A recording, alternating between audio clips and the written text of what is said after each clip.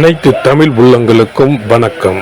நாம் இந்த பதிவில் 2024ஆம் ஆண்டின் 11வது மாதமான மாசி மாதத்தின் 12 ராசிகளின் பலன்களையும் அதற்கான பரிகாரங்கள் என்னென்ன என்பதையும் இந்த பதிவில் விரிவாக காண்போம். எல்லோர் வாழ்விலும் பலமும் நலமும் செல்வ செழிப்பும் பெற எல்லாம் வல்ல இறைவனை வேண்டுகிறேன்.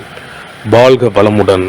நிகழும் ஸ்ரீ மங்களகரமான தமிழ் வருடம் சோபகிருது 2024ஆம் ஆண்டு மாசி மாதம் 13/2/2024 செவ்வாய்க்கிழமை அன்று வளர்பிறை சதுர்த்தி திதியில் புத்திரட்டாதி நட்சத்திரத்தில் அமிர்த யோகம் சதுர்த்தி விரதம் கூடிய நன்னாளில் இந்த மகத்தான மாசி மாதம் பிறக்கின்றது. மாத தொடக்கத்தில் மாசி மாத கிரக நிலைகளை ஆராய்ந்து பார்க்கும் போது மேச ராசியில் குரு பகவானும், கன்னி ராசியில் கேது பகவானும், மகர ராசியில் செவ்வாய், புதன் மற்றும் சுக்கிர பகவானும் சஞ்சரிக்கின்றனர்.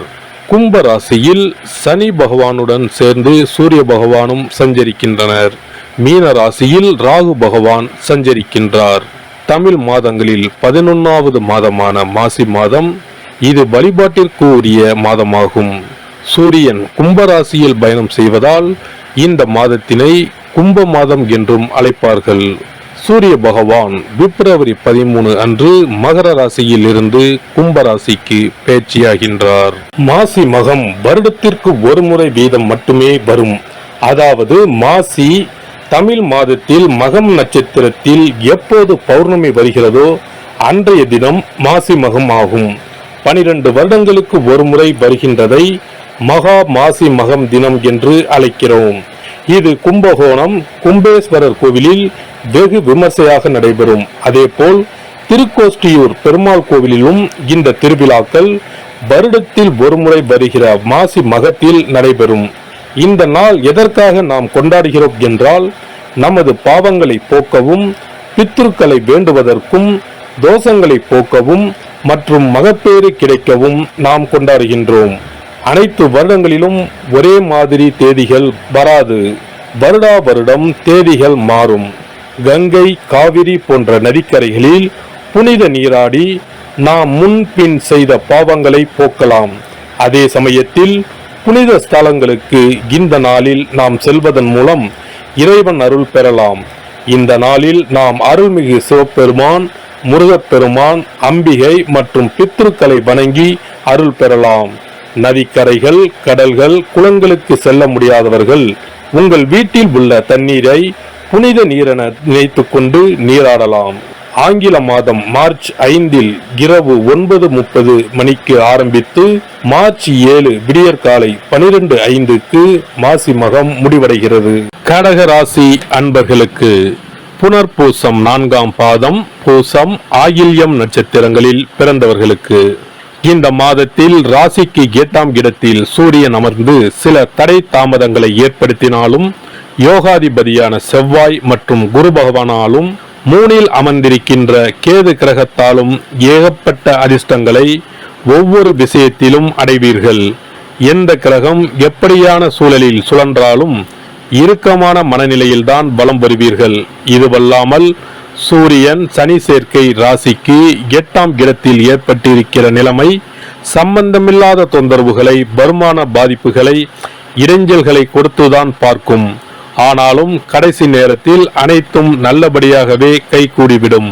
பொருளாதார நிலைமை, வாக்கு நாணயம் சொல்லும்படியான விசேஷ உயர்வுகளை தரும். மாதம் தொடங்கி 2வது வாரம் வரை ராசிநாதன் சந்திரன், 10ஆம் இட குரு மற்றும் 3ஆம் இட கேது கிரகங்களின் வலிமையால் சுக சௌகரிய திருப்தியான மகிழ்ச்சிகள் அடைய முடியும். ஆயில்யம் நட்சத்திரக்காரர்கள் மாதம் தொடங்கியதிலிருந்து வளர்ச்சி அதிர்ஷ்டங்களை அடைவீர்கள். 2வது வாரம் முடிந்ததிலிருந்து புனர்பூசம் நட்சத்திரக்காரர்களுக்கு அனைத்து வித எண்ணங்களும் பூர்த்தியாகி குடும்ப வாழ்வில் இனிமை ஏற்படும். சொத்து பத்து வகையில் பங்கு பங்காளி உறவுகளுடனான பேச்சுவார்த்தை சுமூகமாக முடியும்.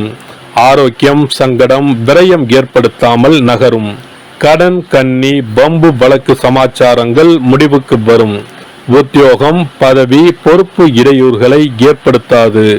அனைவருக்கும் இம்மாத செவ்வாய் வியாழக்கிழமைகளில் விசேஷ இனிமைகள் காத்திருக்கின்றன. புதிய சொத்து பத்து நிலபுலன் சேர்க்கையும் உண்டாகும். திருமண சுபகாரிய விஷயங்கள் இந்த தினத்தில்தான் முடிவாகும். இம்மாத 5, 13, 17, 29, 30வது தினங்களில் எதிர்பாராத பணவரவுகளும் திடீர் சொத்து சேர்க்கைகள் ஏற்பட்டு மாற்றங்களை சந்திக்க போகிற மாதம் இது.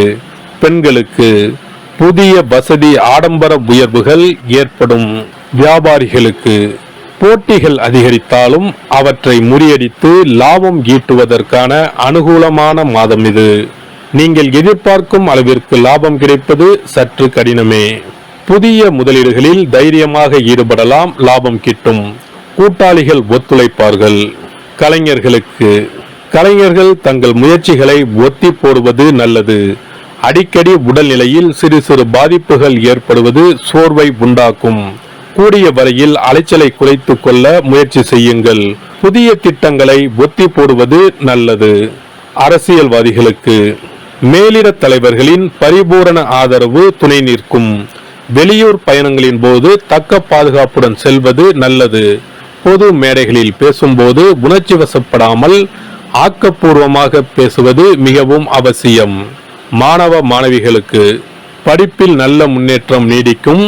தேர்வுகளில் நல்ல மதிப்பெண்களை பெற்று வெற்றி பெறுவீர்கள். மனதில் தெளிவும் பாடங்களில் ஆர்வமும் மேலிடும். விவசாயிகளுக்கு வயல் பணிகளில் உழைப்பு கடுமையாக இருக்கும்.